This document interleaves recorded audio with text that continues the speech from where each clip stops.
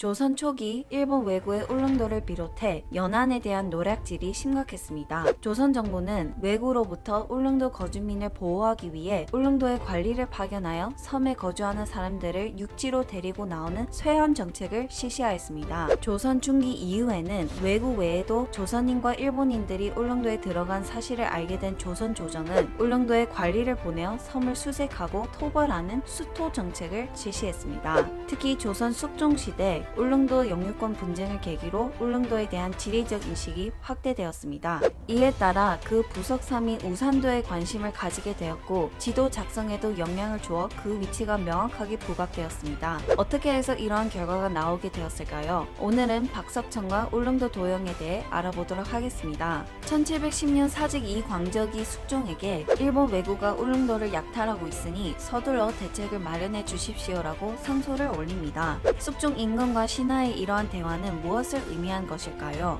이것은 1693년 울릉도 영유권 분쟁을 둘러싸고 조선과 일본 사이에 외교 교섭을 한 결과 일본 최고 통치권자인 에도 막부가 1696년 1월 28일 일본인들은 더 이상 울릉도를 건너가지 말라는 명령을 내렸음에도 불구하고 그 이후에도 막부의 명을 어기고 일본 어선들이 몰래 울릉도를 지속적으로 침입했었다는 것을 알 수 있습니다. 1711년 숙종은 박석창을 삼척 영장에 임명하여 울릉도에 파견하였습니다. 숙종의 명을 받은 박석창은 울릉도 조사를 마치고 돌아와서 울릉도 도영 지도를 제작하여 조선 조정에 바쳤습니다. 1694년 장안상이 조선 조정에 보고한 울릉도 사적에는 동쪽으로 5리 정도 떨어진 곳에 작은 섬이 하나 있다. 그 크기가 그리 크지 않으며 해장죽이 한쪽에 모여 자라고 있다가 나옵니다. 이 보고가 있은 지 약 10여 년이 지난 후 숙종의 명에 따라 울릉도를 다녀온 박석창이 제작한 울릉도 도영 지도에는 앞서 장안상이 언급한 그 섬에 대해 해장죽전, 소위 우산도라는 글귀가 적혀 있었습니다. 이를 두고 울릉도 도영을 소장하고 있는 서울대 규장각의 해설에는 여기 우산도가 기입한 섬이 바로 독도를 지칭한 듯하다 라고 말하였습니다. 그러자 일본은 울릉도 도영에는 울릉도 동쪽에 우산도가 그려져 있는데 거기에는 소위 우산도, 해장죽전이라고 표기되어 있다. 이 해장죽은 조리대의 일종인데 바위섬인 독도에는 그와 같은 식물이 전혀 자라지 않는다. 따라서 이 우산도는 독도가 아니다. 이 지도는 한국 측의 영토서를 일거에 뒤집을 수 있는 귀중한 자료이다 라고 주장하고 있습니다. 박석창의 울릉도 도영에는 어떤 특이점이 있을까요? 울릉도 도영에는 이전에 제작된 많은 다른 고지도와는 달리 우산도라는 지명 앞에 소위라는 수식어가 붙어 있습니다. 박석창은 왜 소위라는 두 글자를 덧붙였을까요? 박석창이 숙종의 명을 받고 울릉도로 파견되기 약 15년 전에 영의정 남구만과 조선 조정의 대신들은 두 차례나 일본을 다녀온 안용복을 신문하였고 울릉도 분쟁을 해결하기 위한 문서를 주고받는 과정에서 울릉도와 우산도가 있다는 사실을 잘 알고 있었습니다.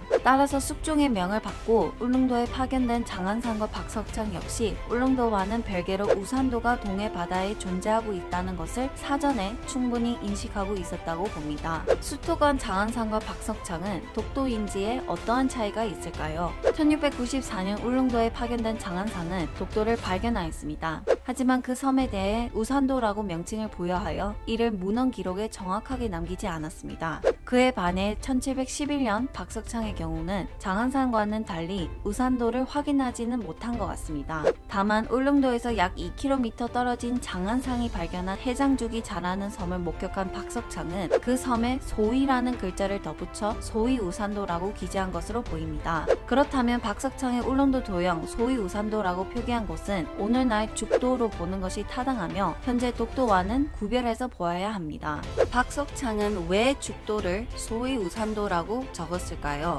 1711년 박석창은 1694년 장안상과는 달리 오늘날 독도인 우산도를 발견하지는 못하였습니다. 이런 상황에서 해장죽이 자라는 이 섬이 당시 조선 조정이 인지하고 있는 우산도로 확신할 수는 없었습니다. 이렇게 추론할 수 있는 이유는 1694년 장안상은 울릉도 울릉도 성인봉에 올라 동남방 바다 한가운데 희미한 섬을 하나 보았는데 그 크기는 울릉도의 3분의 1이고 울릉도로부터의 거리가 300여리 떨어져 있다라고 서술한 내용과 박석창 자신이 바라본 해장죽이 자라고 불과 5리밖에 안 떨어져 있는 섬과는 그 형세와 거리상으로 엄청난 차이가 있었기 때문입니다. 그렇지 않고서는 박석창이 굳이 그 섬 앞에 수식어인 소위라는 글자 단어를 붙일 이유가 없었다고 보아야 합니다. 일본의 주장처럼 박석창의 울릉도 도용으로 인해 한국의 독도 영유권 주장이 단번에 뒤집히는 것일까요?